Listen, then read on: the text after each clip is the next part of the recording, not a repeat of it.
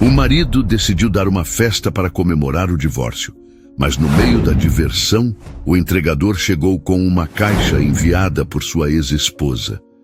E todos ficaram chocados com o que viram. O som que preenchia a cobertura de Ricardo Andrade não era o de uma festa, mas o zumbido caro e discreto do sucesso. Era o murmúrio de um sistema de climatização invisível, o tilintar suave de gelo em copos de cristal e, ao fundo, um jazz instrumental tão sofisticado quanto a vista panorâmica de São Paulo que se derramava pelas janelas do chão ao teto. Ricardo não precisava de música alta. Sua própria existência, naquele momento, era a mais alta das celebrações. Ele observava o reflexo de seu terno sob medida no vidro escuro. Um homem de 45 anos, no auge de sua forma.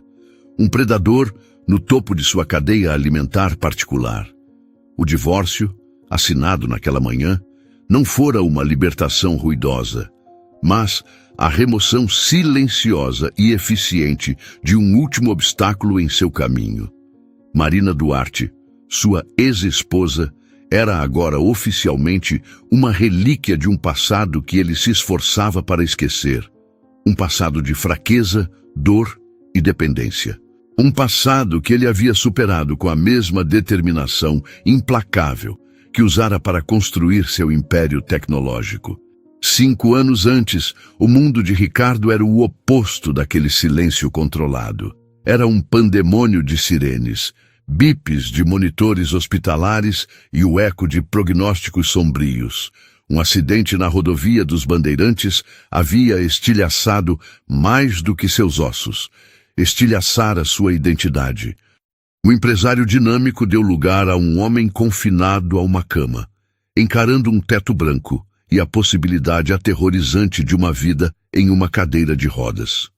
Foi nesse abismo que Marina surgiu. Ela não era apenas sua fisioterapeuta.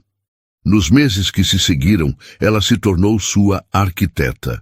Com uma paciência que beirava o sagrado e uma teimosia que rivalizava com a dele, ela redesenhou seu corpo e, inadvertidamente, reconstruiu sua alma.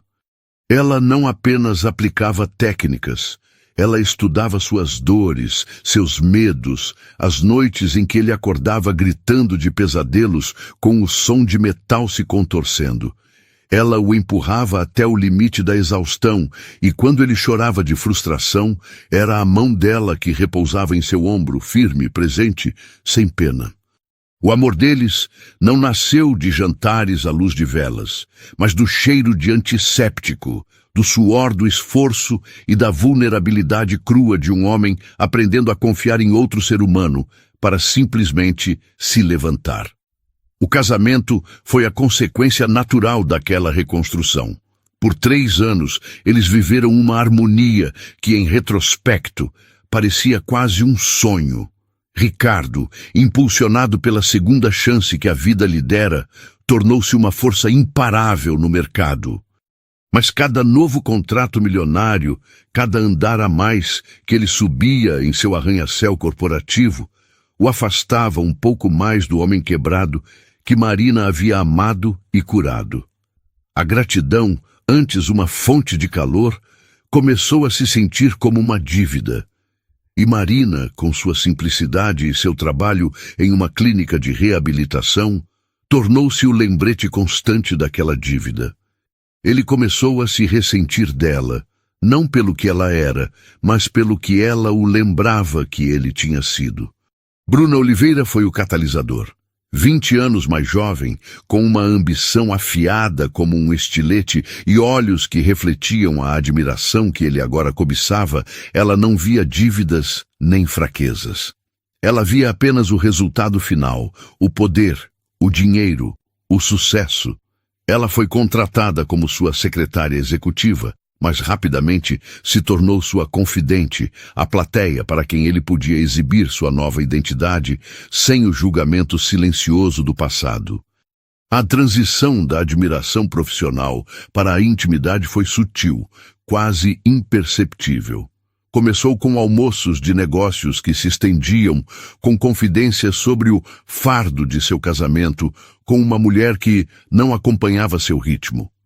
Ricardo se via pintando Marina como uma figura estagnada, presa a um sentimentalismo que ele, um homem de visão, não podia mais tolerar. Cada mentira que ele contava a Bruna, ele contava primeiro a si mesmo, construindo uma justificativa para a traição que já florescia em sua mente. A ruptura não foi um ato impulsivo, mas uma decisão de negócios. Marina havia se tornado um ativo depreciado. Em uma noite de terça-feira, após chegar tarde de um jantar estratégico com Bruna, ele encontrou Marina esperando na sala. Ela não fez acusações. Havia apenas uma tristeza profunda em seus olhos, um cansaço que parecia vir de meses de batalhas não declaradas. Ricardo, eu sinto que estou te perdendo, ela disse, a voz baixa. Ele poderia ter mentido, poderia ter tranquilizado-a, mas a performance havia se tornado exaustiva. Ele optou pela crueldade eficiente. Perdendo? Marina, as pessoas não perdem as outras, elas as superam. Eu estou seguindo em frente. Talvez você devesse tentar também. Ele subiu as escadas, deixando-a sozinha na sala, com as ruínas silenciosas do que um dia fora o amor deles. Naquela noite, ele não sentiu culpa, apenas o alívio frio de uma decisão tomada. O pedido de divórcio, dias depois, foi a execução. Ele a convocou para seu escritório em casa, o mesmo lugar onde, anos antes, ela o ajudara com exercícios de motricidade fina, ensinando seus dedos a segurar uma caneta novamente. Agora, ele usava aquela mesma mão para empurrar um documento sobre a mesa. Acho que isso formaliza o que já é uma realidade, disse ele, a voz desprovida de emoção. Meus advogados foram bastante generosos, considerando as circunstâncias. A generosidade era uma piada cruel. Ela ficaria com quase nada. Ele esperava lágrimas, raiva, uma cena. Em vez disso, Marina leu o documento em silêncio, sua expressão indecifrável. Ela apenas fez uma pergunta. Por que, Ricardo? Depois de tudo? Ele se recostou na cadeira, o couro caro rangendo sob seu peso. Porque gratidão tem prazo de validade, Marina. E a minha expirou. A frieza da resposta pareceu finalmente atingi-la. Ela se levantou, os ombros retos, uma dignidade que ele achou irritante. Entendo, foi tudo o que disse antes de sair do escritório, deixando Ricardo sozinho com sua vitória vazia e a sensação incômoda de que, talvez, a batalha real ainda não tivesse começado. A sala de audiências do fórum era um ambiente estéril, com paredes beges e um ar-condicionado que zumbia monotonamente, um cenário deliberadamente desprovido de emoção. Era o lugar perfeito para o desmantelamento cirúrgico de um casamento. Marina chegou pontualmente, sozinha. Sua escolha de roupa, uma calça de alfaiataria escura e uma blusa de seda de cor neutra, falava de profissionalismo e contenção. Ela não estava ali como uma vítima, mas como alguém cumprindo um procedimento inevitável. Sentou-se em silêncio, as mãos cruzadas sobre o colo, a mente focada em um único objetivo: atravessar aquele momento com a dignidade intacta. Ela sentia o peso da situação, uma dor surda no peito, mas havia também uma clareza fria. A dor era pelo luto do homem que ela um dia amou. A clareza vinha da certeza de que aquele homem não existia mais. A chegada de Ricardo foi, como esperado, uma performance. Ele não entrou, ele fez uma entrada. Acompanhado por 2 advogados de aparência cara e por Bruna, que parecia ter saído de um editorial de moda, ele exalava uma aura de poder e impaciência, como se aquele compromisso mundano fosse um desperdício de seu precioso tempo. Bruna, por sua vez, desempenhava o papel de consorte vitoriosa. Seu olhar deslizou por Marina com um misto de pena e triunfo, uma avaliação rápida que a descartava como irrelevante. Ela se agarrava ao braço de Ricardo, não com afeto, mas com um senso de propriedade, marcando seu território. A audiência foi breve. O advogado de Ricardo apresentou o acordo de partilha com uma eficiência polida. Era, objetivamente, um massacre financeiro. O juiz, um homem de meia idade com um olhar que já vira de tudo, leu os termos e seu rosto se contraiu em uma expressão de leve desaprovação. Ele se dirigiu a Marina, a voz tingida de uma preocupação protocolar. Senhora Duarte, a senhora compreende que está abrindo mão de praticamente todos os direitos sobre os bens adquiridos durante o matrimônio? A senhora tem representação legal? Marina sentiu o olhar de Ricardo sobre ela, pesado, esperando por um deslize, por um momento de fraqueza que validasse sua narrativa. Ela respirou fundo, o som quase inaudível na sala silenciosa. Eu compreendo os termos, meritíssimo, e dispenso representação. Desejo apenas que isso termine. Sua voz não tremeu.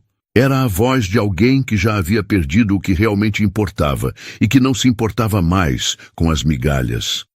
O juiz a observou por um longo instante, talvez vendo além da resignação, percebendo a força por trás daquela aparente submissão. Sem mais o que fazer, ele bateu o martelo. O som seco e de madeira selou o fim legal de uma era. Ricardo relaxou visivelmente na cadeira, um micro-sorriso tocando seus lábios. A transação fora concluída. Ao saírem, Ricardo não resistiu a um último gesto de poder. Enquanto Marina esperava do lado de fora, a brisa fria de São Paulo agitando levemente seus cabelos, ele se aproximou. Bruna permaneceu a alguns passos de distância, impaciente. Espero que não guarde ressentimentos, Marina. Foi apenas negócios. Marina se virou para ele, e pela primeira vez naquele dia, seus olhos encontraram os dele diretamente. Não havia ódio, nem dor. Havia algo muito mais perturbador. Uma calma enigmática. Ressentimento é um luxo que não me permito, Ricardo. Apenas um conselho. Aproveite bem a sua celebração esta noite. Momentos assim de pura vitória são raros, e às vezes mais frágeis do que parecem. Ele franziu a testa. A frase dela o desestabilizando por um momento. Era uma ameaça? Uma premonição? Mas a dúvida foi rapidamente varrida pela arrogância. Era apenas o último suspiro de uma mulher derrotada. Ele deu de ombros e se juntou a Bruna, que o beijou possessivamente. Marina observou-os entrar na Mercedes preta e partir, o carro deslizando suavemente para longe. Ela permaneceu ali por mais 1 minuto, não esperando por um transporte, mas apenas respirando. A fase 1 do seu plano estava concluída. A fase 2 começaria em poucas horas. A festa na cobertura não era uma celebração barulhenta, mas uma demonstração de poder curada. A lista de convidados era um quem é quem do mercado financeiro e tecnológico de São Paulo. A atmosfera era de exclusividade. O tipo de evento onde negócios milionários são fechados entre um gole de uísque japonês e uma mordida em um canapé de foie gras. Ricardo circulava entre seus convidados, não como um anfitrião, mas como um monarca em sua corte. Cada aperto de mão, cada parabéns pela nova fase, inflava seu ego. Ele havia transformado seu divórcio em um evento de networking. Bruna estava em seu elemento. Ela flutuava pelo salão, o vestido vermelho caríssimo, um farol de sua nova posição. Ela não era mais a secretária. Era a futura senhora Andrade, a parceira, a prova viva da capacidade de Ricardo de sempre conseguir o que queria. Ela conversava com as esposas dos outros magnatas, praticando o papel que em breve seria seu permanentemente. Havia, no entanto, uma pequena fissura em sua compostura. De vez em quando, seu olhar procurava por Ricardo, uma necessidade quase ansiosa de validação, de se certificar de que ele a estava vendo brilhar. No auge da noite, Ricardo fez um brinde. Não houve discursos grandiloquentes, apenas algumas palavras calculadas. aos futuros projetos e às parcerias que nos fortalecem, disse ele, erguendo a taça. Seus olhos encontraram os de Bruna do outro lado da sala, e ele acrescentou com um sorriso significativo. Especialmente as mais próximas. Era o suficiente. Todos entenderam. A mensagem foi enviada. Foi nesse momento de triunfo silencioso e absoluto que a campainha do elevador privativo soou. O som era discreto, mas inesperado. Ninguém mais era aguardado. Um dos seguranças de Ricardo atendeu e, após uma breve conversa, aproximou-se dele com uma expressão confusa. Senhor Andrade, há uma entrega para o senhor. O entregador insiste que deve ser recebida pessoalmente. Uma onda de irritação passou por Ricardo. Uma entrega? Agora? Diga que recebam na portaria de serviço. Ele disse que as instruções da remetente, uma senhora Marina Duarte, foram explícitas, apenas em suas mãos. O nome de Marina, pronunciado em meio à sua corte, foi como uma pedra atirada em um lago calmo. Um silêncio curioso se espalhou pelo grupo mais próximo. Bruna se aproximou, a testa franzida em desagrado.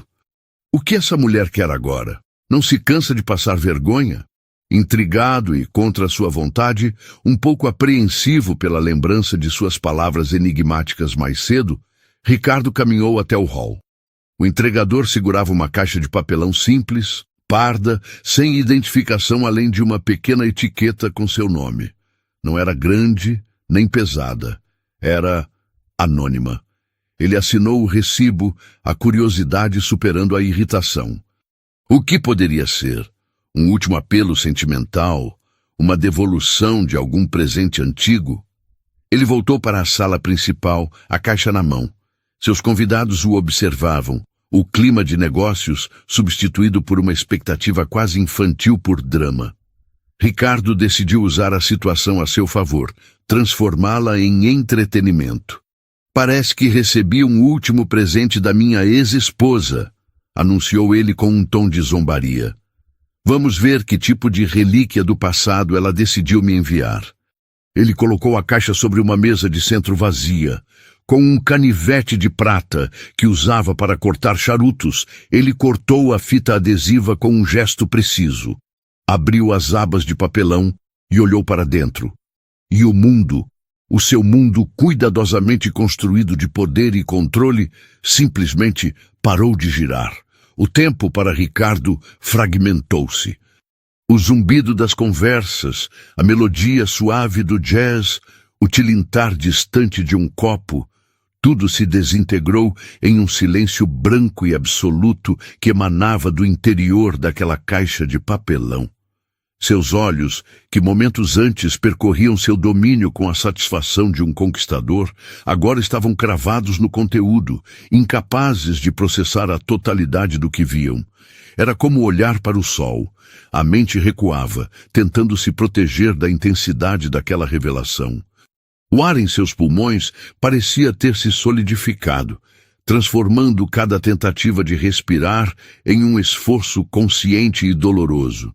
Ele sentia o sangue drenar de seu rosto, uma sensação fria que subia de seus pés até a nuca, deixando-o oco, uma casca frágil prestes a ruir. O que Marina havia enviado não era um ataque frontal, mas uma obra de arte da guerra psicológica. A caixa não estava cheia de objetos que evocassem nostalgia ou culpa, como fotos antigas ou cartas de amor. Isso seria previsível. O ato de uma mulher puramente sentimental. Marina, ele percebia agora com um terror crescente, era muito mais do que isso. Ela era uma estrategista. O conteúdo era esparso, quase minimalista, e cada item fora escolhido com a precisão de um bisturi. Havia uma única folha de papel dobrada, repousando sobre uma série de imagens granuladas em preto e branco. E ao lado delas, aninhado em um canto como se fosse a coisa mais natural do mundo, um único e minúsculo sapatinho de lã branca. Era um objeto tão inocente, tão puro, que em meio à atmosfera cínica daquela festa, parecia profano, uma anomalia vinda de outro universo. Bruna, sentindo a mudança sísmica na atmosfera ao redor de Ricardo, aproximou-se. Sua irritação inicial deu lugar a uma curiosidade impaciente. Ricardo, o que é isso? Algum tipo de piada de mau gosto? Sua voz, normalmente um instrumento de sedução calculada, soou estridente no silêncio que se formava ao redor deles. Ela tentou espiar por cima do ombro dele, mas ele permaneceu imóvel, uma estátua de choque, bloqueando sua visão. Os convidados mais próximos, sentindo o cheiro de um drama de proporções épicas, começaram a se aproximar, formando um semicírculo, uma plateia involuntária para o desmoronamento de seu anfitrião. Com um esforço monumental, como se seus músculos estivessem submersos em melaço, Ricardo estendeu a mão trêmula e pegou a folha de papel. Seus dedos, que assinavam contratos de milhões sem hesitar, mal conseguiam segurar o envelope. A caligrafia de Marina era exatamente como ele se lembrava, elegante, clara, cada letra perfeitamente formada. Era a mesma caligrafia que um dia preenchera prontuário sobre sua recuperação, a mesma que escrevera bilhetes de amor deixados em seu travesseiro. Agora, ela se apresentava como o roteiro de sua execução pública. Meu caro Ricardo, a carta começava, a saudação formal uma bofetada de ironia. Escrevo não para lamentar o passado, mas para informá-lo sobre um futuro inevitável. Imagino que esta noite, em meio às celebrações de sua recém-adquirida liberdade, você esteja se sentindo no controle de seu destino. É uma sensação poderosa, eu me lembro. Mas o destino, Ricardo, tem um jeito peculiar de nos lembrar que nosso controle é, na melhor das hipóteses, uma ilusão. Cada palavra era um golpe. Ele podia quase ouvir a voz dela, calma e medida, lendo as sentenças em sua mente. Não havia raiva no tom, mas uma espécie de desapego clínico, o que tornava tudo ainda mais devastador. Você se referiu a mim como um peso, uma âncora que o prendia a um passado de vulnerabilidade. É uma metáfora interessante. Mas você parece ter se esquecido de uma noite específica, há pouco menos de 3 meses. A noite de 18 de junho. Você talvez não se lembre, estava sobrecarregado com os preparativos para sua nova vida. Mas eu me lembro. Foi a noite em que você, após uma discussão com Bruna pelo telefone, veio ao nosso quarto. Você não disse nada. Apenas deitou-se ao meu lado buscando um silêncio e um conforto que, aparentemente, seu futuro brilhante não podia lhe oferecer. Foi um ato silencioso, quase um reflexo, um retorno a um porto seguro que você já estava planejando demolir. Naquela noite, Ricardo, sua âncora não apenas o segurou por um momento, ela concebeu. A palavra concebeu explodiu na mente de Ricardo. Um zumbido começou em seus ouvidos, abafando os murmúrios curiosos ao seu redor. Ele olhou para as imagens em preto e branco. Ultrassons. Eram inconfundivelmente ultrassons. E em uma das imagens, a mais clara, havia 3 pequenas formas, 3 bolsões de vida, cada um circulado por uma caneta fina. 3. O número pairava em sua visão, zombeteiro, impossível. A carta continuava, impiedosa em sua precisão. Sei que você é um homem de fatos e dados, então serei direta. Anexo os exames que confirmam uma gestação de 12 semanas. E como você pode ver, a vida, em sua infinita ironia, decidiu que um único herdeiro não seria dramático o suficiente para a sua história. Parabéns, Ricardo. Você será pai de trigêmeos. Nesse momento, Bruna, farta de ser mantida no escuro, empurrou o braço de Ricardo com força suficiente para conseguir ver o conteúdo da caixa. Seus olhos passaram pelo sapatinho, pousaram nas imagens e então, vorazmente, leram as últimas linhas da carta que Ricardo segurava. O efeito foi instantâneo e cataclísmico. O sangue fugiu do rosto de Bruna, deixando para trás uma palidez mortal. Seus lábios se entreabriram, mas nenhum som saiu. A mulher que havia flutuado pela festa como uma rainha, agora parecia uma menina assustada e perdida.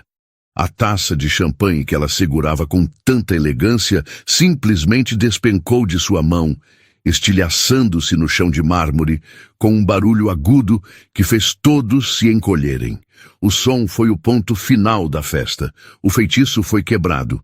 Os cochichos se transformaram em um zumbido audível de choque e escândalo. As palavras grávida, trigêmeos, dele, saltitavam pela sala. Paulo, seu sócio, que estava mais próximo, pegou um dos documentos da caixa. Não era uma simples imagem de ultrassom, mas um laudo detalhado, assinado e carimbado, com o nome de um dos mais renomados obstetras de São Paulo. Havia gráficos, medições, datas. Era um documento legal, inatacável. Ricardo, isso é... Paulo começou, mas não conseguiu terminar a frase. Ele olhou do papel para o rosto pálido de seu amigo e sócio, e a compreensão o atingiu. Não era uma piada. Era real. Ricardo, finalmente arrancado de sua paralisia pelo som do vidro quebrando, olhou para Bruna. O olhar dela era o de alguém que acabara de ser apunhalado pelas costas por quem jurou protegê-la. A humilhação em seu rosto era total. Ele a havia colocado em um pedestal, anunciado-a como sua nova parceira na vida e nos negócios, apenas para que todos testemunhassem, minutos depois, que ele havia engravidado a ex-esposa, e não com um, mas com 3 filhos. Ele não a havia coroado rainha, ele a havia marcado como a tola. A carta de Marina tinha um parágrafo final, um coup de grace que demonstrava o quão bem ela o conhecia. Não se preocupe com formalidades.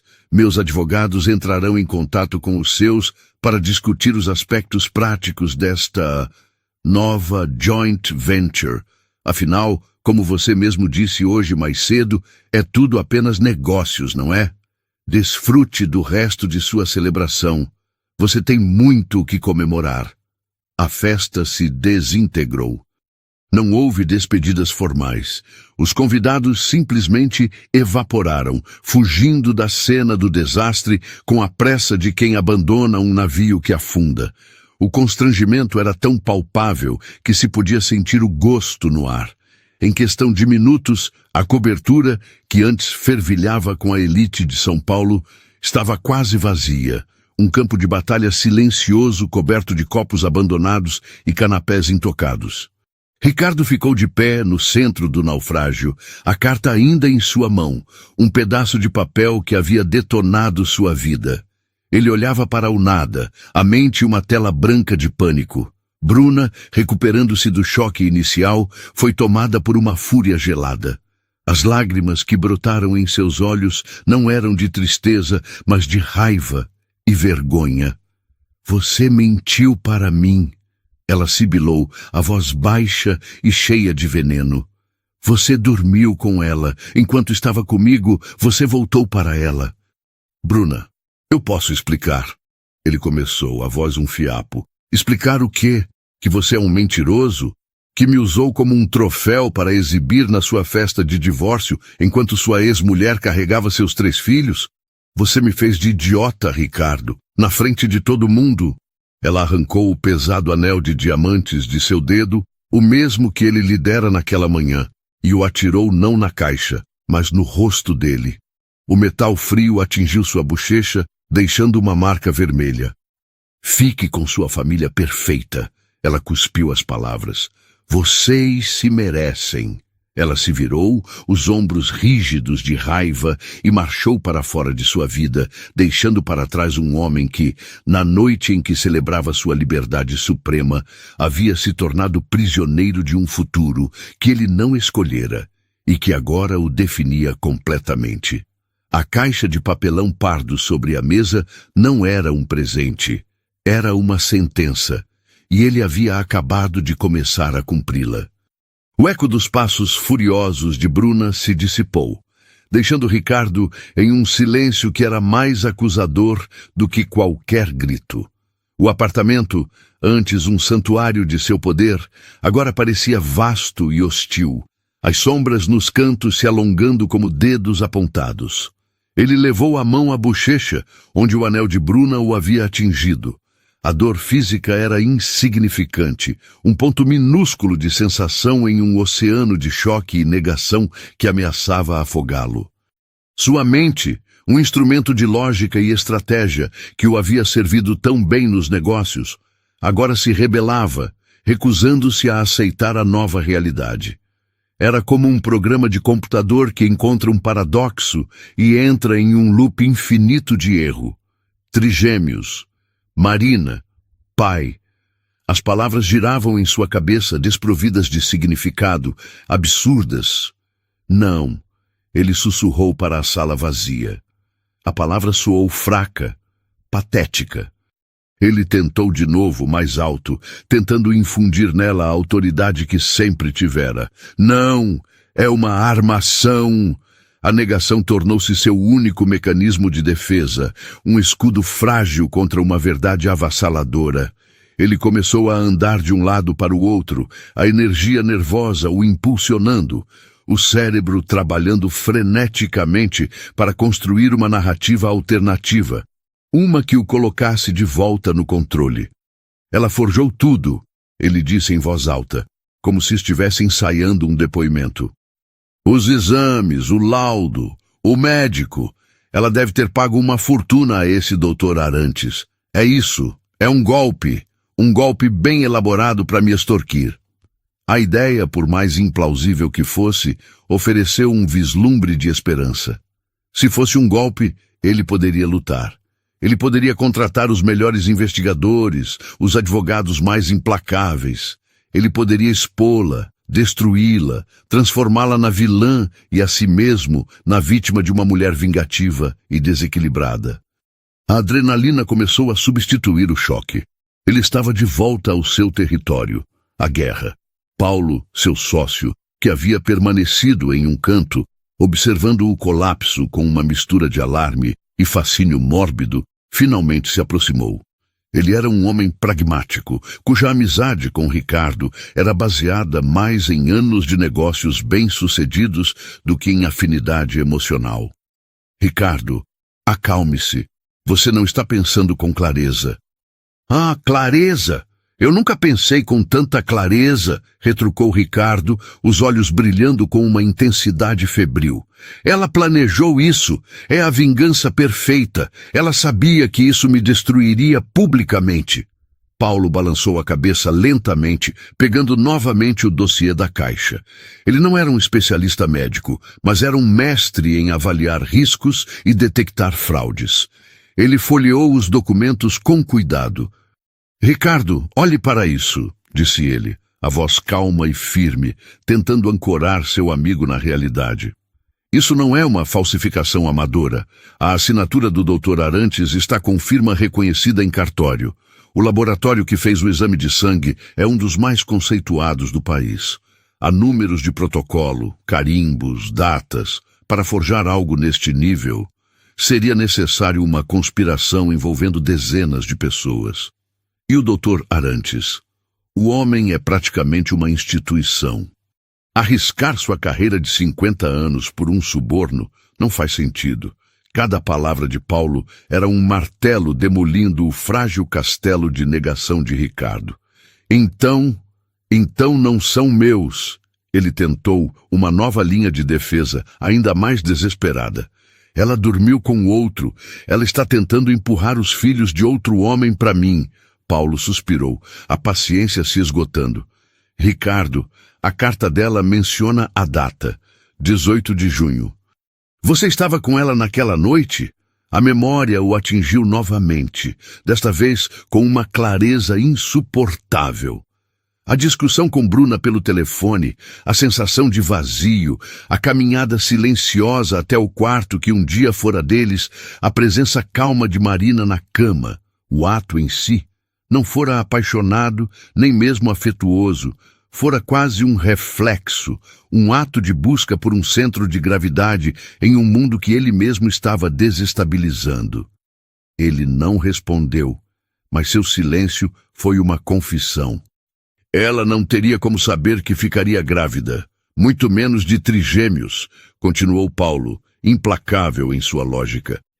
E ela não teria como inventar uma data que batesse perfeitamente com um exame de 12 semanas se não fosse verdade. A matemática é simples, cara. A história se encaixa. A realidade, finalmente, rompeu as barreiras. Não havia conspiração. Não havia outro homem. A verdade era simples, brutal e inescapável. Ele era o pai. O escudo da negação se estilhaçou, deixando-o exposto, vulnerável e aterrorizado. O pânico que se seguiu foi diferente do choque inicial. Era um pânico ativo, uma corrida mental desesperada para mitigar o dano, sua reputação, sua imagem. O que os investidores diriam? E a diretoria da empresa? A história vazaria, era inevitável.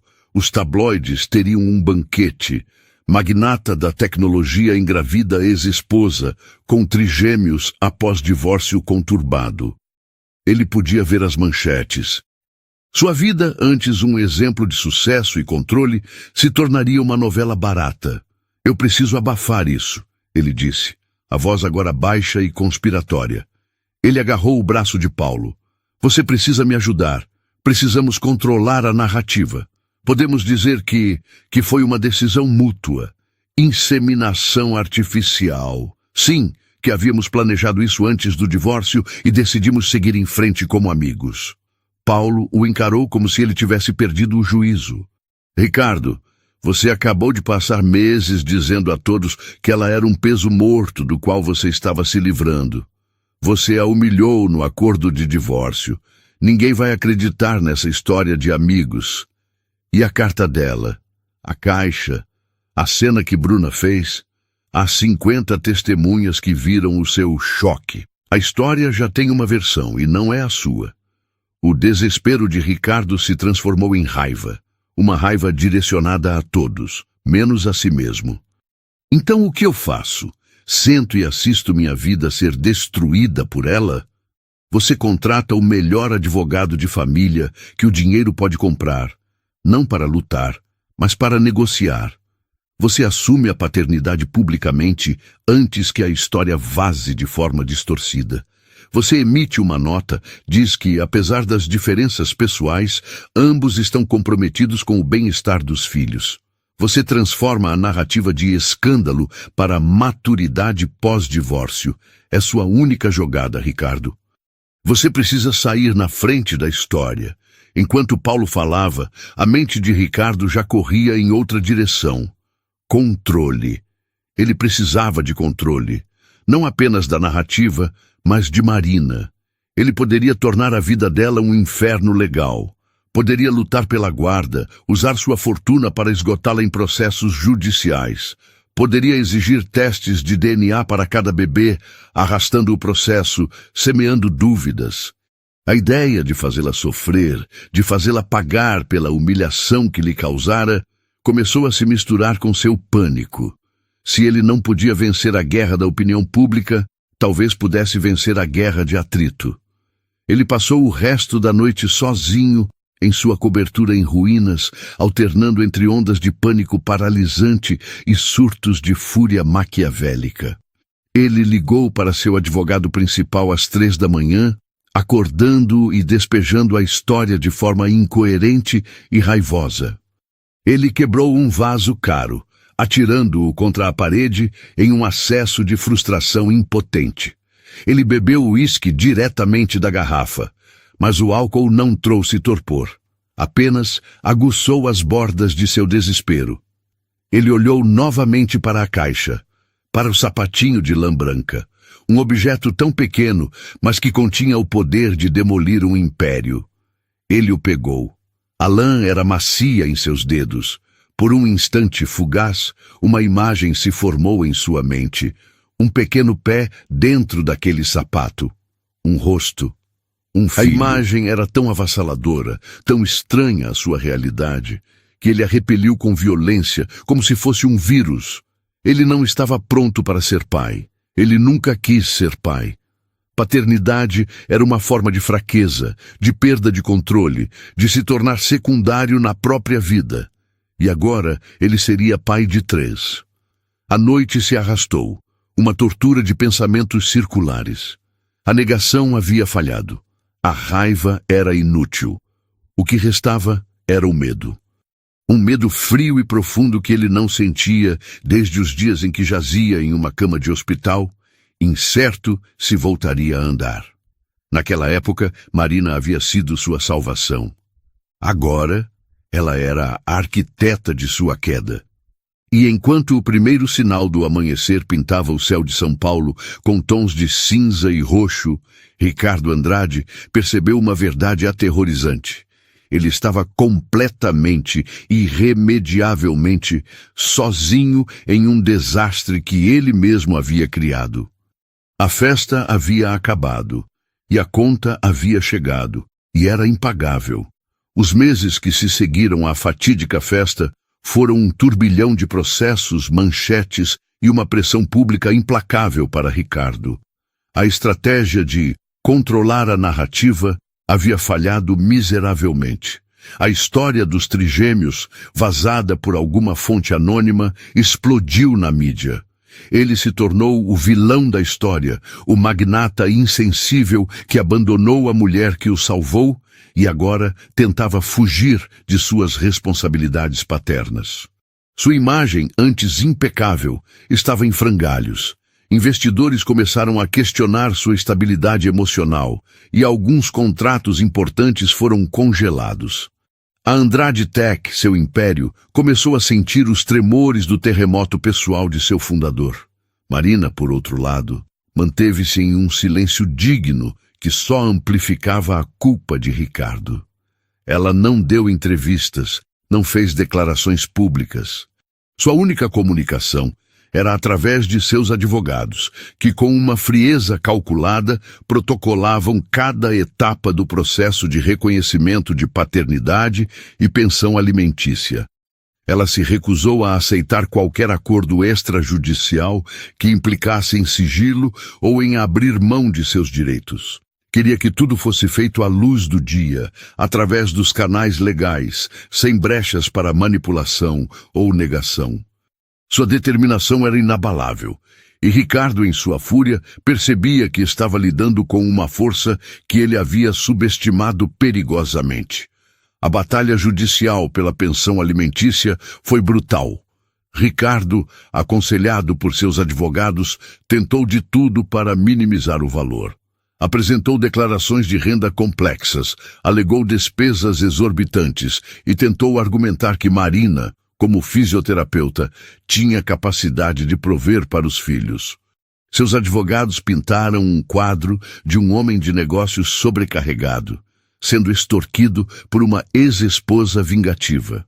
O juiz, o mesmo Dr. Carvalho que havia presidido o divórcio, ouviu tudo com uma paciência quase monástica.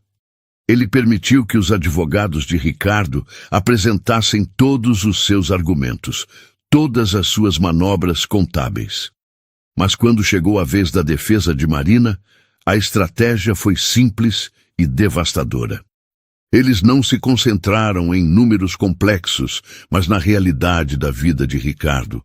Apresentaram fotos de sua cobertura, de seus carros de luxo, de suas viagens, de suas festas. Detalharam o custo de sua festa de divórcio, o valor do anel que ele dera a Bruna, os investimentos em sua empresa. A mensagem era clara. Ricardo Andrade vivia uma vida de ostentação e luxo ilimitado. Meritíssimo, argumentou o advogado de Marina com uma voz calma e firme. O senhor Andrade alega dificuldades financeiras para prover para seus filhos, enquanto mantém um padrão de vida que a maioria dos brasileiros sequer sonha.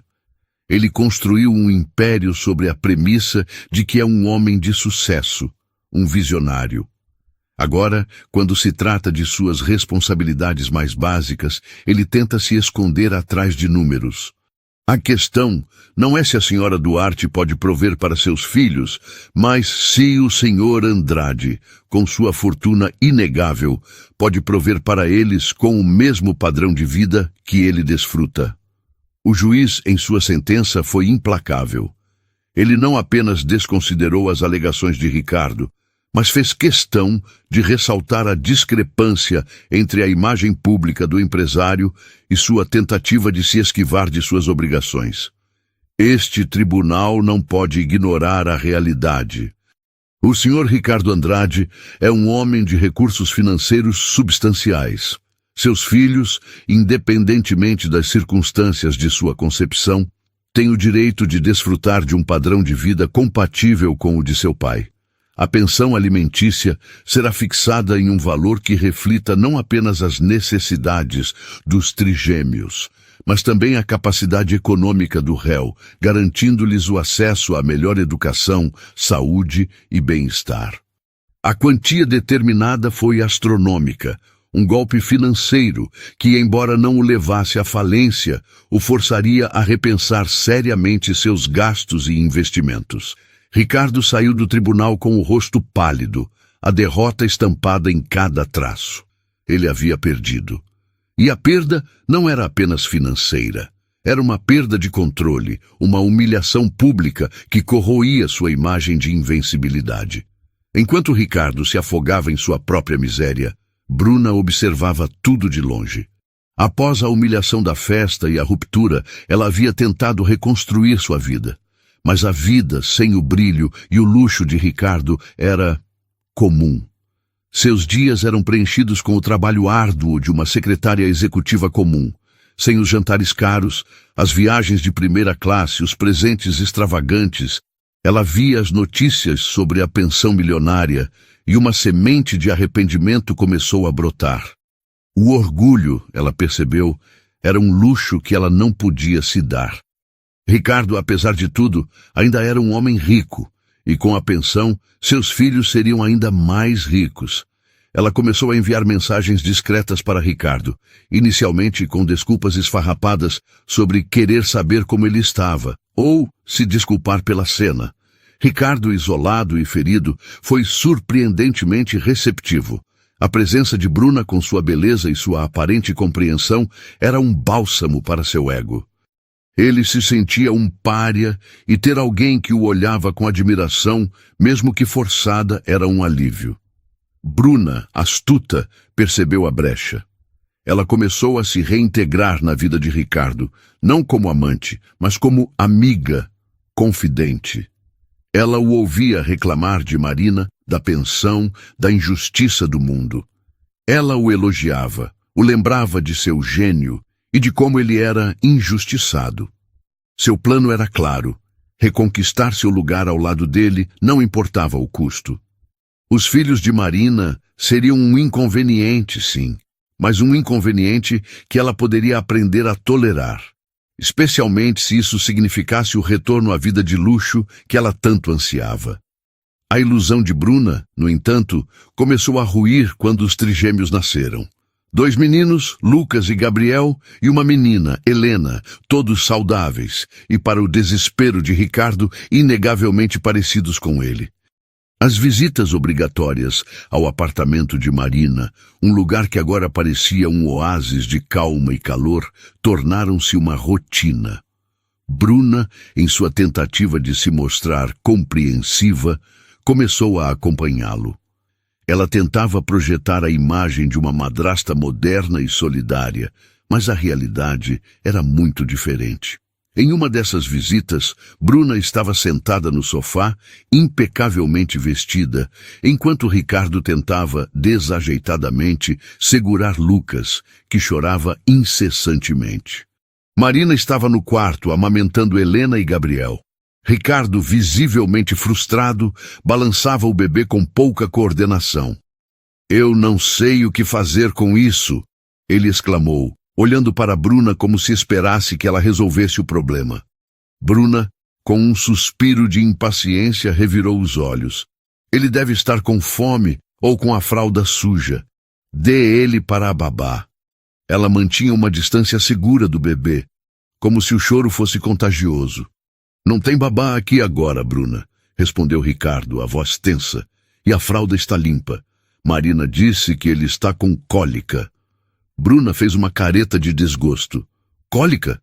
Ricardo, pelo amor de Deus, não é um projeto da empresa. É um bebê. Deixe ele chorar. Uma hora ele para."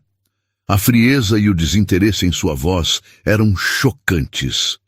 Ela não via ali um bebê sofrendo, um filho de Ricardo, mas um inconveniente, um obstáculo barulhento em seu caminho para uma vida de luxo.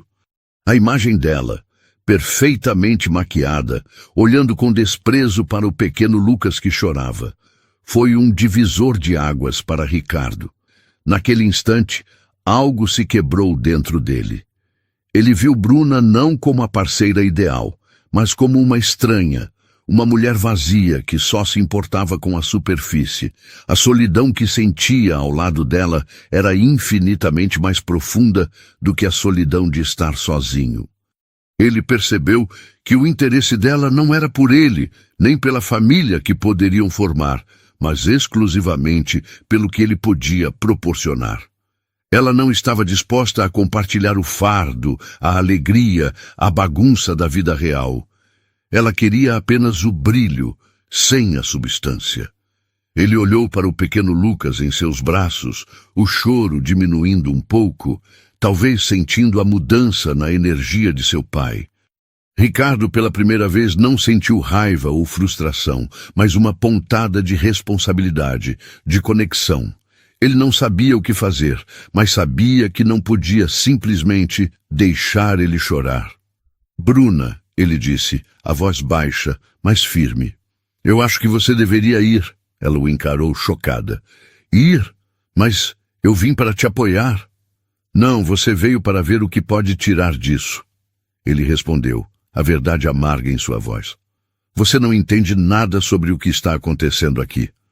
Você não entende nada sobre mim, ou sobre eles.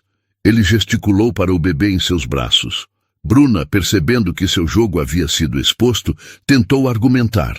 Mas Ricardo não a ouvia mais. Ele a acompanhou até a porta e, quando ela saiu, não houve o drama da festa, apenas um silêncio pesado. Ele voltou para a sala, o bebê ainda em seus braços, e sentou-se no sofá. Pela primeira vez, ele não estava pensando em si mesmo, em sua reputação, em sua fortuna. Estava pensando naquele pequeno ser em seus braços e nos outros dois que Marina estava amamentando. A vida que ele havia tentado negar estava ali, real, palpável, e exigindo algo dele que o dinheiro não podia comprar: presença. O primeiro ano de vida dos trigêmeos passou como um furacão, um borrão de noites mal dormidas, choros em uníssono e momentos de uma alegria tão pura e avassaladora que chegava a doer. Para Marina, foi um período de redescoberta de sua própria força.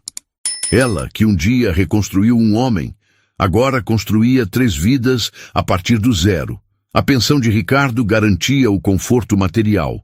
Um apartamento espaçoso e seguro, a ajuda de uma babá, acesso à melhor saúde, mas era a resiliência de Marina, que transformava a casa em um lar. Ela se movia em meio ao caos organizado com uma graça e uma competência que eram hipnotizantes. Cada mamadeira preparada, cada canção de ninar sussurrada, cada febre monitorada durante a madrugada era um ato de amor e um tijolo a mais no muro que ela construía ao redor de seu novo mundo, um mundo onde ela era a única e soberana arquiteta. Para Ricardo, aquele ano foi uma lenta e dolorosa jornada de desconstrução. Após a ruptura definitiva com Bruna, ele se viu em um vácuo.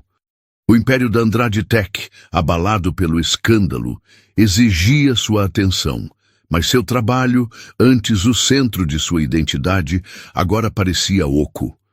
As vitórias nos negócios não traziam o mesmo êxtase. As festas e os eventos sociais se tornaram um fardo, um palco onde ele se sentia constantemente julgado. As visitas aos filhos, que começaram como uma obrigação legal amarga, transformaram-se gradualmente no único ponto de autenticidade em sua vida artificial. Ele observava Marina, não mais com a raiva de um adversário, mas com a admiração confusa de quem vê algo que perdeu e não sabe como nomear. Ele via a paciência dela ao lidar com 3 personalidades nascentes e distintas: a calma observadora de Helena, a energia explosiva de Lucas, a doçura carente de Gabriel. Ele via como ela conversava com eles, não como bebês, mas como pequenas pessoas, explicando o mundo com uma voz suave. E em seus olhos, ele não via mais a mulher que ele havia descartado, mas a rocha que um dia o salvara, agora canalizando toda aquela força para seus filhos. O arrependimento em Ricardo não era mais um conceito abstrato, era uma presença física, uma dor crônica em seu peito. Ele não apenas sentia falta de uma família, ele sentia falta dela, de sua calma, de sua integridade, do centro de gravidade que ela representava. No dia do primeiro aniversário dos trigêmeos, Ricardo chegou ao apartamento de Marina, sentindo-se como um estrangeiro pedindo asilo. Ele trazia presentes, mas sabia que eram insignificantes. O que ele queria dar era algo que não podia ser comprado. Uma confissão, um pedido de perdão, um apelo. Ele havia passado semanas ensaiando um discurso em sua mente, palavras que pudessem, de alguma forma, começar a construir uma ponte sobre o abismo que ele mesmo cavara. Ele a amava. A percepção era tão clara e tão dolorosa que o deixava sem fôlego. Ele queria uma segunda chance, não para ter a família perfeita de volta, mas para, talvez, merecer fazer parte daquela que existia agora. Quando Marina abriu a porta, ela sorriu. Um sorriso genuíno, sem traços de animosidade. Ricardo, entre. Eles estão na sala. O apartamento estava decorado de forma simples, com balões e um bolo sobre a mesa. Era uma celebração íntima. Ricardo entrou, o coração martelando contra as costelas, pronto para iniciar seu discurso. Mas ele parou. Na sala, brincando no tapete com os 3 bebês, estava outra pessoa. Uma mulher. Era Bruna. O choque foi tão profundo, tão visceral, que Ricardo sentiu o chão vacilar sob seus pés. Bruna, ali, na casa de Marina. Ela não usava as roupas de grife ou a maquiagem impecável de antes. Estava de jeans, camiseta, o cabelo preso em um rabo de cavalo simples. Ela não parecia uma predadora, mas normal. Ela ergueu os olhos, viu Ricardo e deu um pequeno sorriso. Um sorriso sem malícia, quase tímido. Ricardo, começou Marina, percebendo sua confusão paralisante. Há algo que eu preciso te contar. Ela o guiou até a cozinha, deixando Bruna com as crianças. O que ela está fazendo aqui? Ele conseguiu perguntar, a voz um sussurro rouco. Ela me procurou há alguns meses, explicou Marina, a voz calma. Depois que você e ela terminaram, ela estava perdida, arrependida. Não por ter perdido você ou o dinheiro, mas por quem ela havia se tornado. Ela me pediu perdão, não por ter ficado com você, mas por ter participado da tentativa de me diminuir, por ter sido cúmplice da sua crueldade. Ricardo a encarava incrédulo. E você? Você a perdoou? Depois de tudo? Perdoar é uma parte da história, disse Marina. Bruna começou a fazer terapia e começou a me visitar. No começo era estranho, mas ela era boa com as crianças. E ela precisava de algo real em sua vida, tanto quanto eu precisava de uma ajuda extra de vez em quando. Ela se tornou uma amiga, uma tia para eles. A revelação era mais chocante do que se ela tivesse apresentado um novo noivo. Um novo amor seria uma substituição. Aquilo era uma aliança forjada nas cinzas do homem que ambas um dia pensaram amar. Era a prova final de que o mundo delas não girava mais em torno dele. Elas haviam seguido em frente, juntas. Mas isso não é tudo, continuou Marina. E havia um novo tom em sua voz, uma seriedade que fez Ricardo prender a respiração.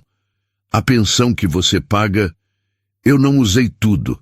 Na verdade, usei muito pouco. O restante, eu investi. Investiu? Ele perguntou confuso. Sim, com a ajuda de Bruna, que ainda tinha muitos contatos e uma mente surpreendentemente afiada para negócios, eu comecei um projeto, uma fundação.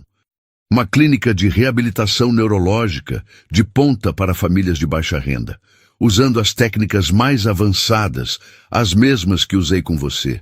Um lugar que não depende de convênios limitados ou da boa vontade de filantropos. Ela fez uma pausa, olhando-o diretamente nos olhos. A Fundação Duarte abre as portas no mês que vem, e eu usei o seu dinheiro, o dinheiro da sua punição, para construí-la.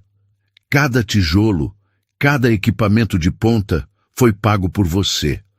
Ricardo sentiu como se o ar tivesse sido roubado de seus pulmões. Aquele era o verdadeiro checkmate. Ela não havia apenas seguido em frente. Ela havia pego as armas que ele usara contra ela, o dinheiro, a humilhação, até mesmo a mulher que ele usara para substituí-la, e as transformara em um legado que era a antítese de tudo o que ele representava. Ele queria usar seu dinheiro para controlá-la. Ela o usou para criar algo que ajudaria centenas de pessoas. Ele a havia chamado de peso morto. Ela se tornou uma força criadora. Eu queria que você soubesse, disse Marina, sua voz suave, mas com a finalidade de uma sentença, para que entenda que não há mais nada a ser disputado entre nós. Você cumprirá sua obrigação como pai, visitará seus filhos e eu serei grata por isso. Mas a minha vida, a vida deles, a história que estamos construindo, ela não precisa mais de você como protagonista. Você é apenas a fonte do financiamento inicial. Ela se virou e voltou para a sala, deixando-o sozinho na cozinha. Ele podia ouvir as risadas. A risada de Marina, a de Bruna e os gritinhos alegres de seus 3 filhos. Era o som de um mundo completo. Um mundo do qual ele era o arquiteto involuntário e o eterno exilado. Ele olhou pela janela para a cidade que ele um dia pensou ter conquistado. Ele não havia perdido apenas uma mulher ou uma família. Ele havia perdido a própria narrativa. Marina não havia apenas reescrito o final da história deles. Ela havia publicado um livro totalmente novo, e o nome dele aparecia apenas na página de agradecimentos, como uma nota de rodapé irônica. E essa, ele percebeu com uma clareza esmagadora, era a mais perfeita e devastadora das vinganças. Gostou da história de hoje? Então clique no vídeo que está aparecendo na sua tela. Tenho certeza de que você vai gostar também. E não se esqueça de deixar o like e seguir nosso canal. Muito obrigado e te vejo na próxima.